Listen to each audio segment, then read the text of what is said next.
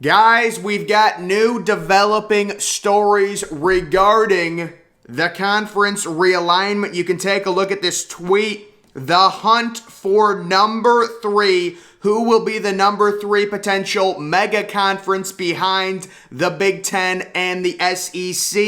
It says the Big 12 is hunting members to grow. So that could be in reference to the Big 12 possibly picking off Pac-12 members if Oregon, Washington, and Notre Dame end up in the Big Ten. The Pac-12 is vulnerable because of timing. The Pac-12, guys, it'll be interesting. I discussed it yesterday. We talked about it. The situation, does the Pac-12 and the Big 12 merge into one, taking the best teams from each conference, or does the Pac-12 just basically become a little bit of a better version of the Mountain West at this point, where it would lose a lot of its teams to the Big 12, to the Big 10, and then it would have to go and replace those teams with teams from the Mountain West division. That would be interesting. And then the ACC faces financial changes and potential growth. So that is very interesting. We also had a few interesting rumors, and I don't know how true these are, but there's some morning tidbits here. The morning after the 4th of July, it says Fox is done with the Pac-12 entirely and has no plans to bid on the new TV contract. I am sick and tired of Fox continuously going after the Big Ten. I'm tired of seeing Ohio State games on Big Noon. It's so annoying. But it looks like Fox is going to put all of its chips in the Big Ten basket. That's not surprising at all. They don't even want anything to do with the Pac-12 due to the uncertainty. They're going to spend all their money on this brand new Big Ten Super Conference while ESPN gets the majority of the rights to the SEC. Boise State is making a lot of noise wanting Big 12 to reopen their application. I think the Big 12 could do a lot worse than Boise State. Boise State has a track record of being a very good program. Sure, they're in a, not so good conference, but even if you go to the Big 12, this could be perennially at least an 8 or a 9 win team, in my opinion. Boise State possibly trying to get back into the Big 12. And the Big 12 at this point positioning itself, it seems based off of the recent rumors we've heard the Big 12 is positioning itself to be that number 3 conference. Pick off the best teams from the Mountain West. Pick off a few teams from the Pac-12, maybe Arizona, maybe Utah. Pick off maybe some teams from the ACC as well to form that 3rd super conference if we see Notre Dame going to the Big Ten. And there's a major story on Notre Dame we're going to get to here. But also it says CBS and NBC expected to be huge players for the next Big 12 contract, in addition to ESPN and Fox. So we could see a TV rights scenario where Fox gets Big 10, ESPN gets SEC, and then the 3rd possible super conference being the Big 12 getting split up and divvied up between CBS and NBC. NBC's contract with Notre Dame is coming to an end soon, their TV deal, so that's going to have to be worked out. And then we've got this big story on Notre Dame, talking about why Notre Dame might not join the Big Ten, even though financially it makes sense. To summarize the Notre Dame Big Ten situation in simplest forms, this is what I'm going to say before I read some paragraphs from this article. I'll say this. The Big Ten doesn't need Notre Dame. Notre Dame doesn't need the Big Ten. But financially, it would make the most sense for both Notre Dame and the Big Ten to come to an agreement to have Notre Dame join the conference. That's in simplest terms as I can put it. The Big Ten will be fine without Notre Dame. Notre Dame would be fine getting a TV deal, a major TV deal as an independent, but they would make more money in this Big Ten potential super conference. And if Notre Dame joins the Big Ten, I think that's 17 teams. I think at that point it has to be declared a super conference, because obviously you're not going to have an odd number of teams. There would be more teams joining. You would at least get to 18 members in the Big Ten, possibly even more, possibly 20. You can see the article says, after the earth shifted again last Thursday, the next consideration has been the other attractive acquisition candidates available as the industry consolidates power into two conferences, the Big Ten and the SEC. Notre Dame stands alone at the top of the list. We've discussed this. The next decision, one industry insider told SI, really rests with Notre Dame. The same person speculated the decision could come in a week or 6 months or a year from now. We don't know. So that helps no one. I had heard in a past video, I had seen a tweet where they said Notre Dame didn't want to keep the Big Ten in the dark and that they were deciding soon, which kind of surprised me because Notre Dame has a track record of really just not doing much. And with Notre Dame, we could see them wait as much as a year to decide. It'll see what happens. It stands to reason the Big Ten would always take the object of its underlying affection now or sometime in the hazy future. It doesn't matter if Notre Dame would be the 17th, 19th, or 21st team in the league. The Big Ten would make it work. I mean, obviously, we've been over this. A source familiar with the school's thinking told Sports Illustrated that independence remains the preference and the leader in the clubhouse. It will take a lot to move Notre Dame off its independent identity. That's their whole thing.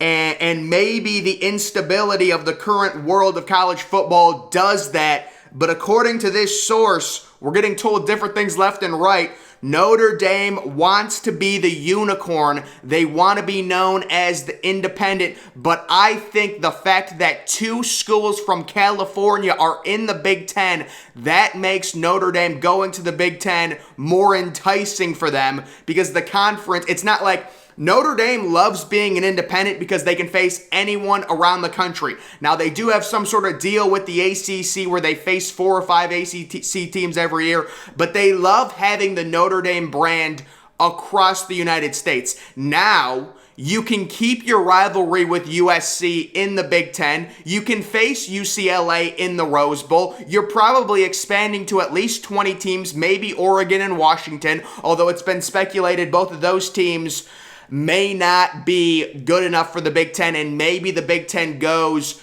North Carolina, Virginia, Duke, although it's surprising that Oregon isn't good enough, but I mean, I guess they just don't make enough money.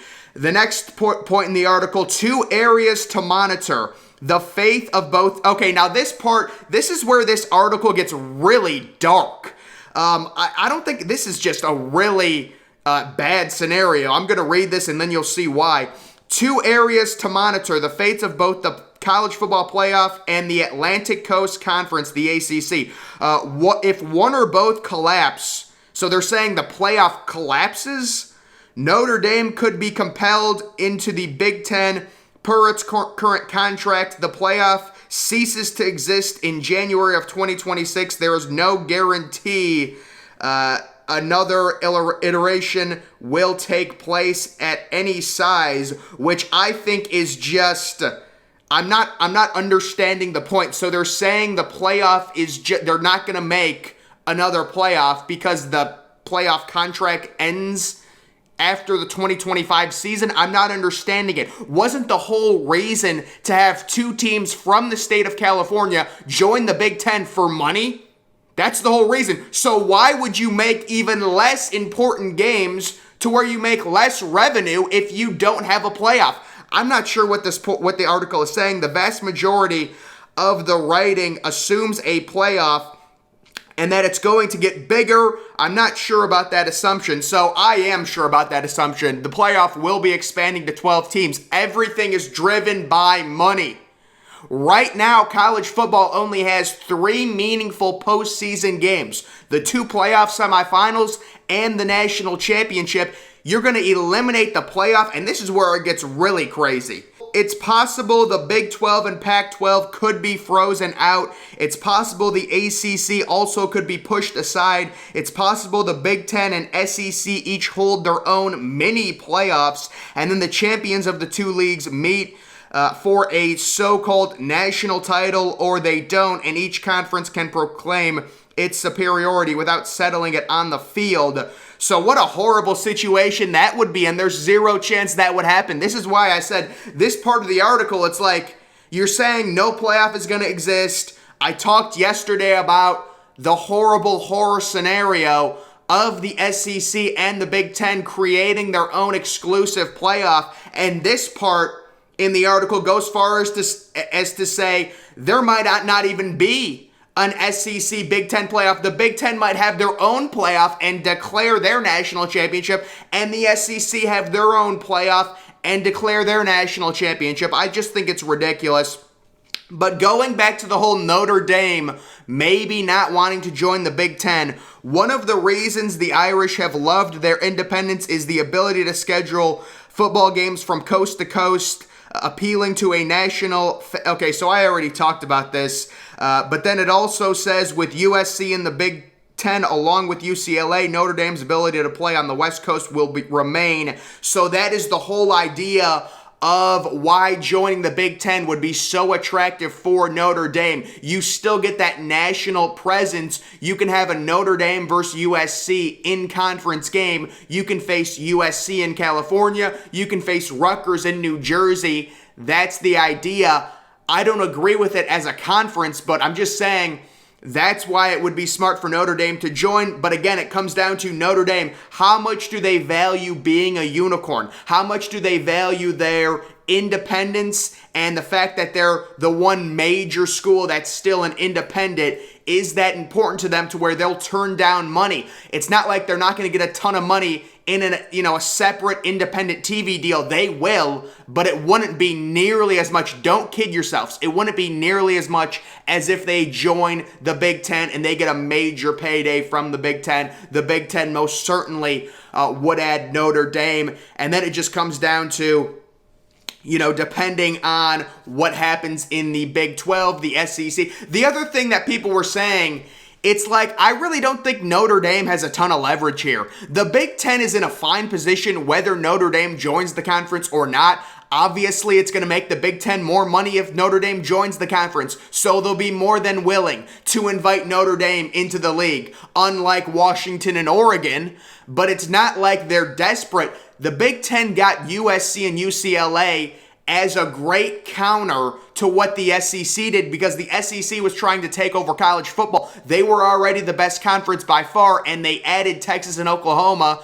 The Big Ten was getting lapped by the SEC, even though it was still the second best conference in college football. So the Big Ten had to turn around. So the Big Ten is not desperate for Notre Dame, and Notre Dame isn't desperate for the Big Ten. Notre Dame doesn't need a massive TV deal. They'll survive without it. They have probably the fourth or fifth biggest fan base in college football. I know there was a recent study done on the biggest fan bases in college football. Ohio State was first. I think Notre Dame was third or fourth.